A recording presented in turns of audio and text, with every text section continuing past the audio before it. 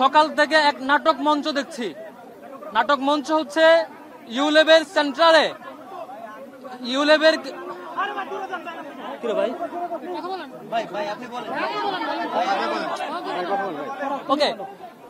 আসসালামু আলাইকুম রহমতুল্লাহ, সবাইকে ধন্যবাদ জানাচ্ছি। সকাল থেকে এক নাটক মঞ্চ দেখছি। বিএনপি পন্থী শিক্ষক এবং কর্মকর্তা যারা আছেন তাদের কাছ থেকে চমৎকার নাটক মঞ্চ লক্ষ্য করছি। এটা খুবই দুঃখজনক এবং বিশ্ববিদ্যালয় প্রশাসন এই জায়গায় নীরব ভূমিকা রাখছে। আপনারা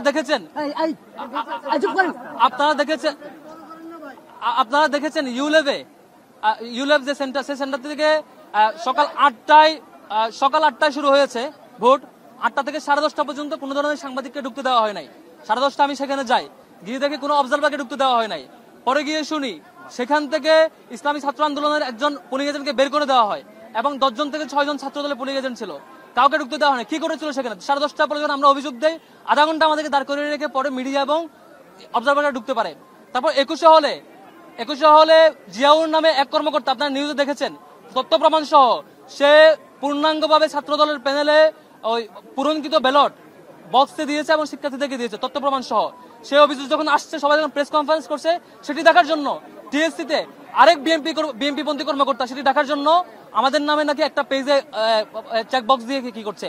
আমি এখন তার বহিষ্কার এবং গ্রেফতার দাবি করছি। টিএসসি সেন্টারে যে এই কাজ করেছে, যার ব্যাপারে কনসার্ন আছে, যে স্টাফ, তাকে এখনই গ্রেফতার করতে হবে এবং সে পুরো নির্বাচনকে প্রশ্নবিদ্ধ করবার জন্য, 21 হলের ঘটনাকে লুকানোর জন্য, লুকোচুরি করবার জন্য সে এই ধরনের ঘটনা আশ্রয় নিয়েছে। 21 হলে যে কর্মকর্তা বিএনপির ছাত্র দলের পূর্ণাঙ্গ প্যানেলের চেকলিস্ট দেওয়া, ভোট দেওয়া ব্যালট বক্সে ঢুকিয়েছেন বলে অভিযোগ এবং নিউজ আসছে।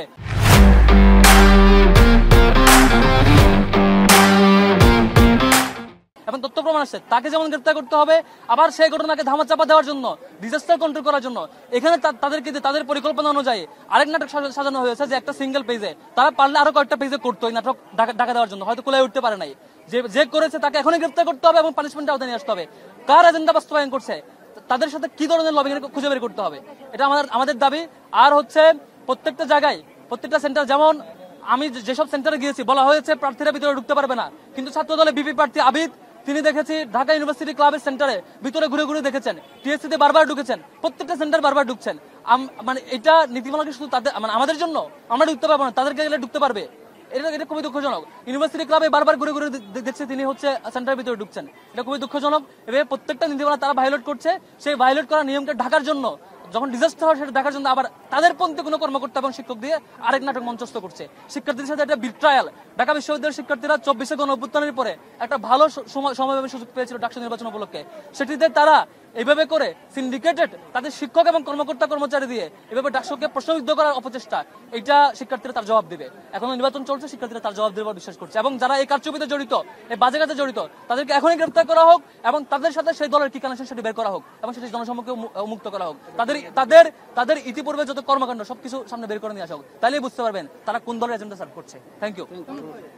প্রশ্ন উত্তর পাইছেন, এটা উত্তর দিয়েছি।